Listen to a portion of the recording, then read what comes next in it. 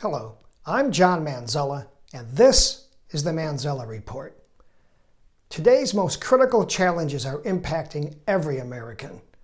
These include the direction of globalization and Chinese relations, shifting demographics and labor shortages, and rising inequality and threats to American capitalism. Understanding these challenges, the risk they pose, and how to adapt will be necessary to survive and thrive in the years ahead.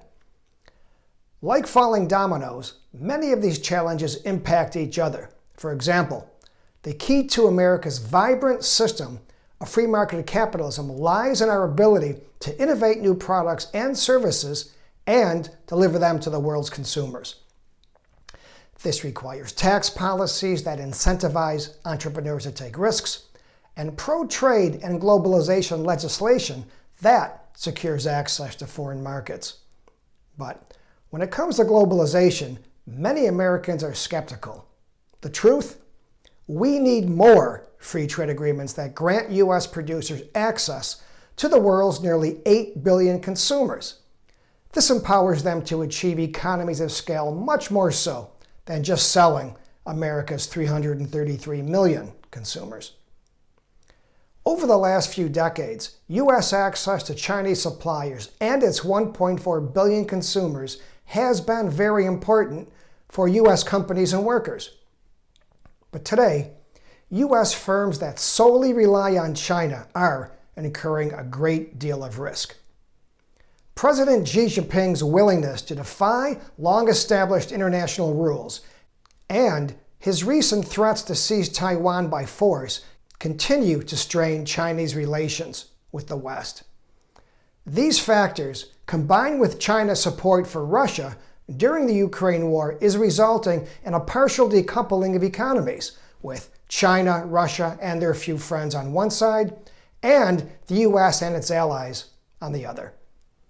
It's also forcing U.S. firms to focus more on ally shoring and friend shoring and less on those deemed unreliable, essentially putting limitations on globalization.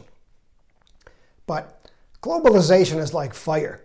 It can cook your food, keep you warm, or burn your house down. It has tremendously benefited the U.S., but it has not impacted all of us equally and has left many behind.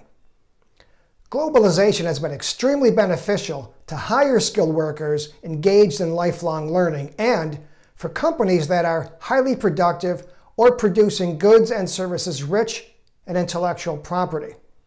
However, it has presented new challenges for employees with limited skills and for less competitive companies that produce low technology goods and services. But the impact of globalization often has become confused with the impact of new technologies and automation, which are primarily responsible for job losses and could threaten nearly half of America's workforce in the next 2 decades. And those with high school degrees are significantly more likely to hold jobs that will become automated compared to those with college degrees. The good news, after waves of technology destroy jobs, many more are created. Although we don't know what the jobs of the future will be, we do know they will require highly skilled workers. The bad news, this process has led to rising income inequality between higher and lower skilled workers and is a major contributing factor responsible for eroding America's middle class. It's also an important factor resulting in rising support for populists who pretend to have the answers.